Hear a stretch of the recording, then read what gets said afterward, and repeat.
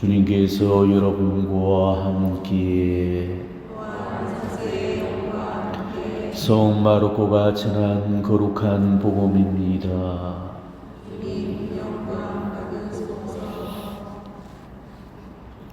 그때 주님께서 베드로와 야고보와 요한만을 따로 데리고 높은 산에 오르셨다.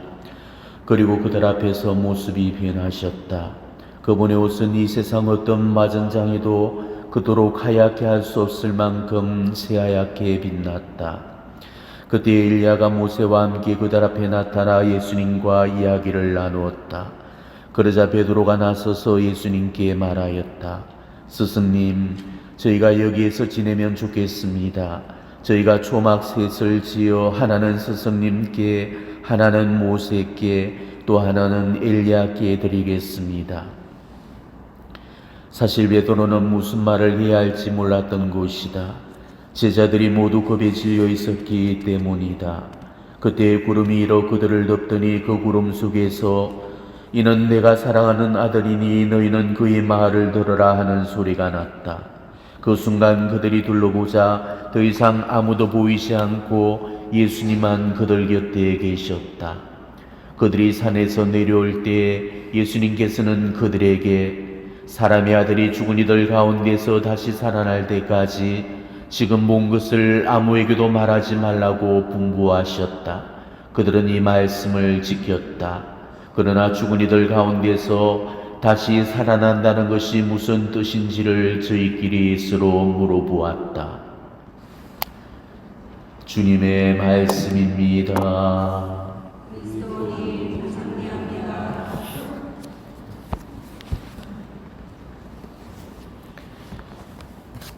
네, 오늘은 사순제 2주일입니다.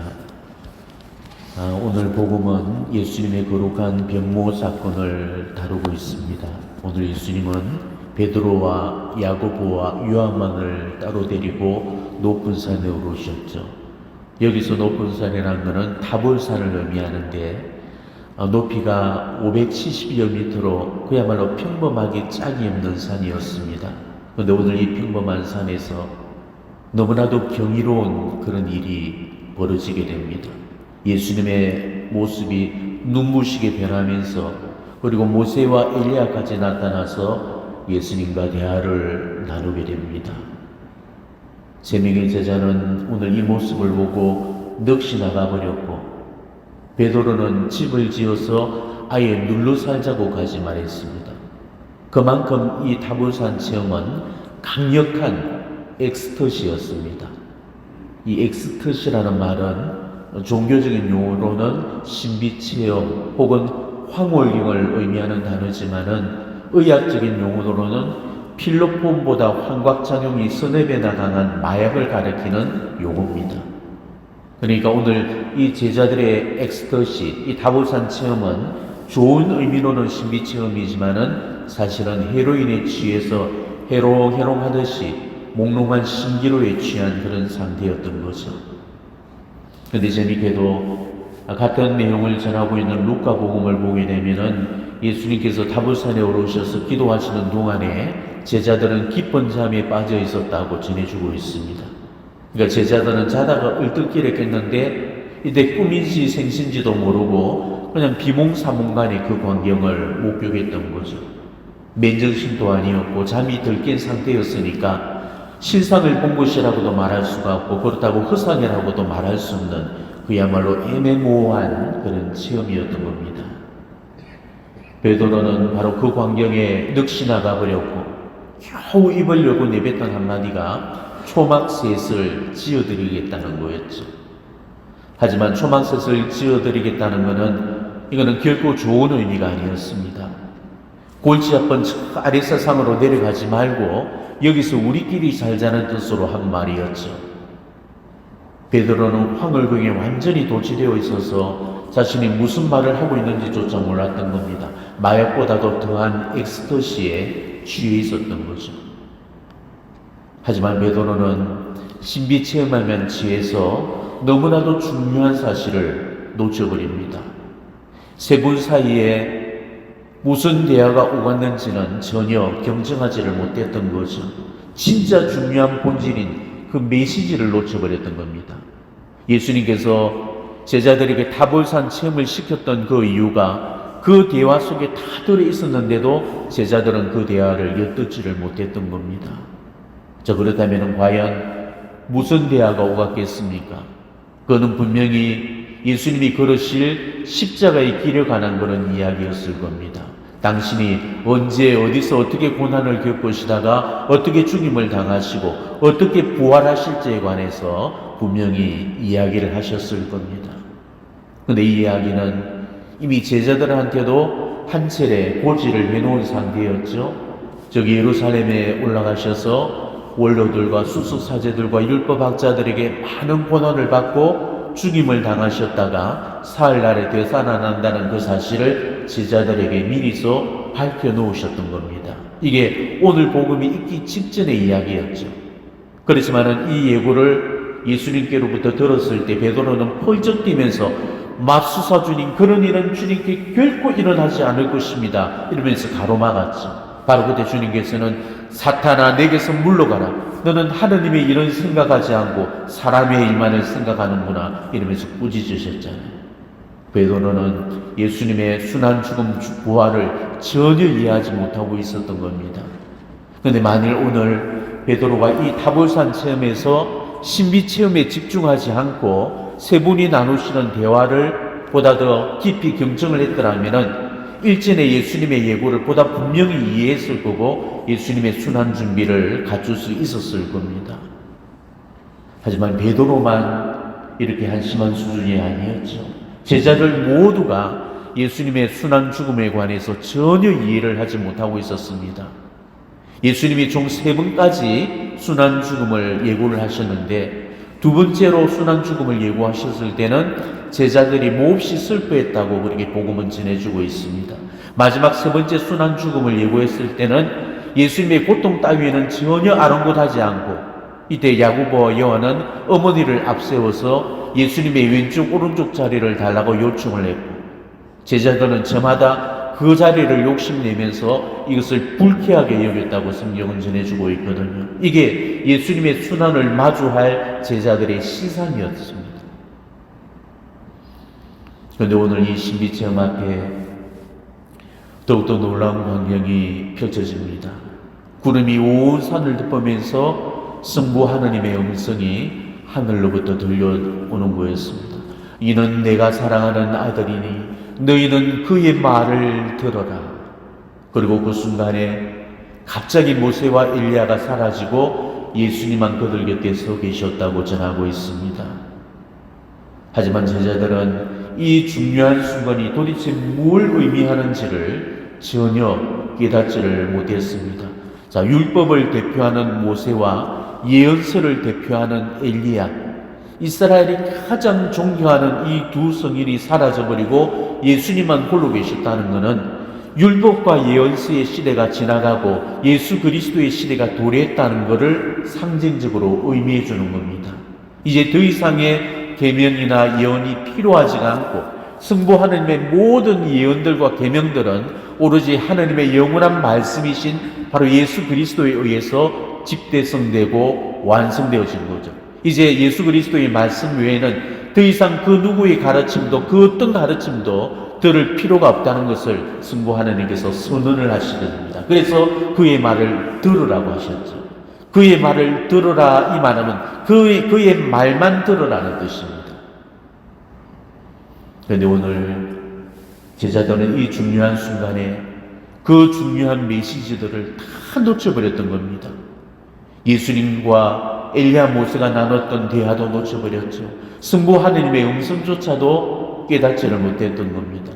도대체 얼마나 중요한 순간이었는데 예수님 생애를 통틀어서 가장 중요한 장면들을 제자들은 너무나도 허망하게 날려버렸던 겁니다.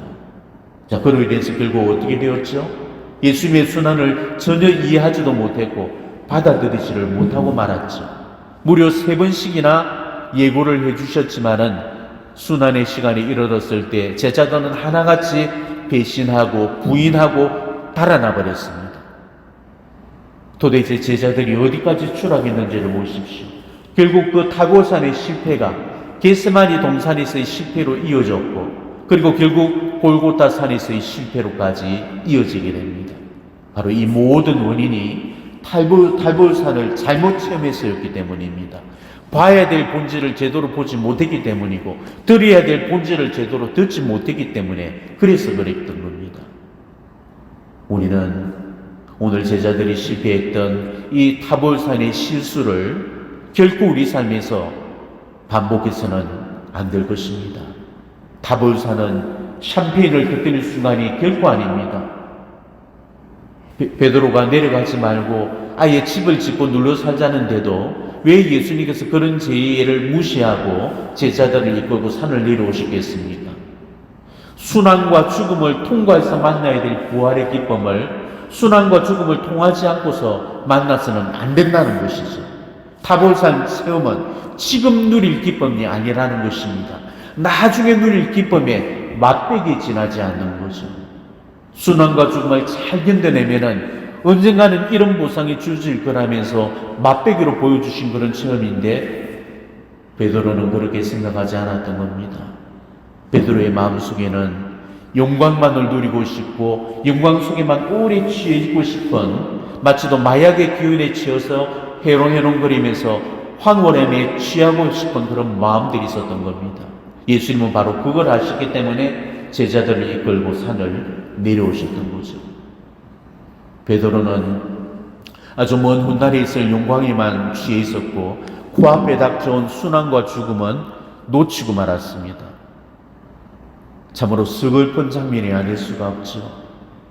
영광만을 바라는 신앙, 순환이나 죽음을 외면하는 신앙은 결국은 이렇게 무너지고 마는 겁니다. 그러니 여러분들도 어렵고 힘든 일들 회피하고 삶이 주는 안락함에만 도취되지 마시고, 고난이나 역경을 네 십자가의 무게로 감당하면서 그렇게 앞으로 나아갈 수 있기를 바랍니다. 영광은 훗날 하느님께서 주실 보상이고, 지금의 고난을 잘 이겨내고 나서 받을 수 있는 선물입니다. 그러니 영광만을 바라보지 마시고 지금은 네 십자가에만 집중하시고 내가 걸어야 될 십자가의 길에 충실하시기를 바랍니다. 오늘 성부 하나님께서도 그러셨죠? 너희는 그의 말을 들어라.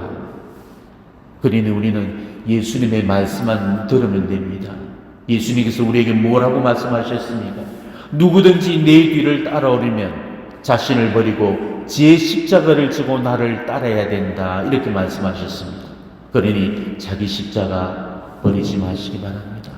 내 십자가 지고 예수님이 걸어가신 그 길을 따라간다면 우리도 언젠가는 예수님처럼 꼭 부활을 만나게 될 겁니다. 언젠가 면담했던 한 형제 생각이 납니다. 부인이 바람이 나서 아이 셋을 버리고 떠나버렸죠. 그 충격으로 형제는 처음에는 술에 절여서 살았습니다. 아이들이 이제 겨우 초등학생들이었는데 어린 세 자식을 키울 생각에 앞이 캄캄했습니다. 돈도 벌어야 되고 아이들도 키워야 되고, 그래도 마음을 다잡고 정말 이중 삼중의 고통을 껴안고 몇 년을 죽으라고 버텨냈습니다. 그나마 그 착한 아이들이 버틸 힘이 되어줬죠. 그렇지만 삶은 결코 녹록지 않았습니다. 돈을 버는 일만 또 허덕였는데 아이들 뒤치다거리까지 다 해줘야 되고 해도 끝나지 않는 그런 일들에 점점 지쳐가기 시작했습니다. 그리고 결국은 삶을 완전히 포기해버리고 농약을 사와서는 아이들을 먹이고 자신도 먹고 죽으려고 했죠. 근데 그날 밤에 아이들이 아빠한테 매달려서 아빠가 피곤하다면서 어깨를 주무르고 팔다리를 주무르면서 행복해하면서 깨르르 웃는 모습에 도저히 그럴 수 없어서 아이들을 끌어안고 그만 목 놓아 울고 맙니다. 그리고 그날 밤 울면서 집을 뛰쳐나와서 미친 듯이 방거리를 배회하다가 우연히 어딘지도 모를 그런 성당 앞을 지나가게 되었는데, 불현대 자신이 30년을 냉담해오던 신자라는 사실을 깨닫게 되었고 자신도 모르게 발걸음이 성전을 향하게 되었죠. 그리고 그곳에서 십자가의 주님을 발견했고 그 서너 시간을 앉아서 자신도 모르게 펑펑 울었는데, 그때 인간의 언어로는 도저히 설명할 길이 없는 어떤 초자연적인 힘이 자신을 감싸주면서 한도 끝도 없는 그런 위로와 평화와 힘을 받았다고 그렇게 고백했습니다. 그분은 그 상황을 설명하는 것을 무척 어려워하셨지만은 저는 그게 어떤 건지를 너무 잘 알고 있었습니다. 저도 제 인생 최대 고비를 넘고 있을 때 우리 주님을 그렇게 만났기 때문이죠. 그분은 그 체험을 통해서 하느님이 살아계시다는 사실을 진짜로 깨닫게 되었고, 제게 30년 만에 고해성사를 보시면서 진짜 신자로 거듭 태어날 수가 있었습니다. 물론 긴 설명이 필요한 사연이지만 시간이 부족해서 더는 설명을 못 드리겠습니다. 하지만 그분은 그 어려운 고비들을 기도 안에서 잘 견뎌내셨고 버텨내셨습니다. 그리고 아이들을 보란듯이 잘 키워내서 다들 떳떳하게 대학까지 보내고 번듯한 직장까지 그렇게 열매를 거둘 수 있었죠. 훗날 그분이 저한테 그런 말씀을 해주셨습니다. 그 어려운 순간들을 이겨낼 수 있었던 힘은 그때 체험했던 십자가의 주님 때문이라고 고백했습니다. 바로 그 체험 때문에 그 힘든 시간을 버텨낼 수 있었다는 거죠.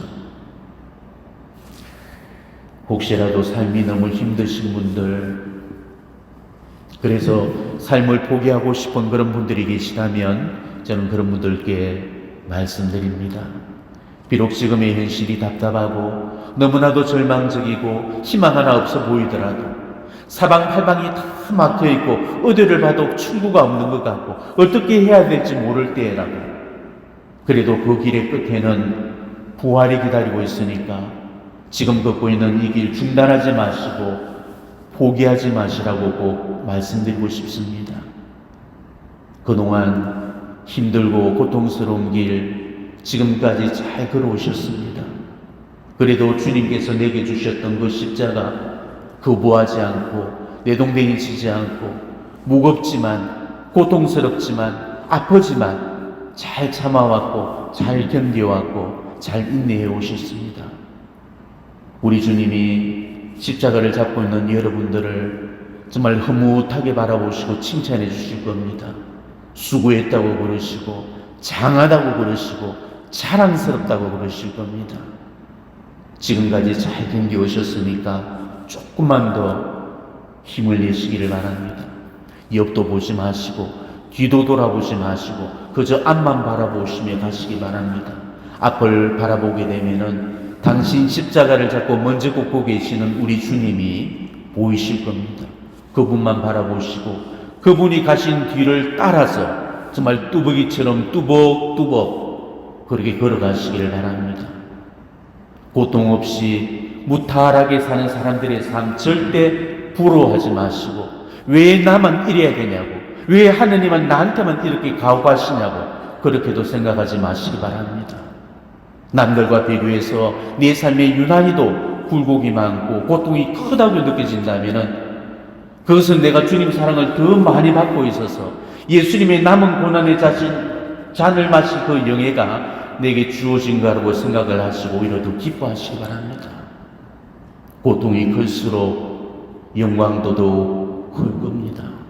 그러니 지금의 고통에만 집중하지 마시고 타볼산이 기다리고 있다는 것에 희망을 보시기 바랍니다. 지금 저 타볼산이 우리를 향해서 손짓하고 있습니다.